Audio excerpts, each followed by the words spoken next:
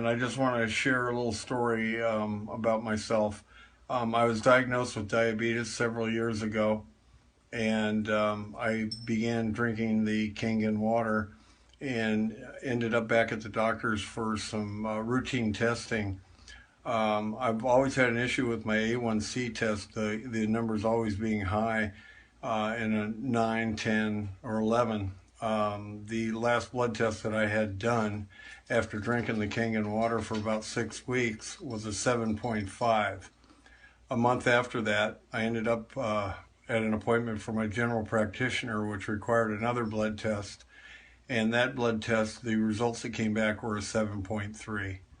I have no explanation for why it is other than the fact that I've been drinking this water for about 6 or 7 weeks now.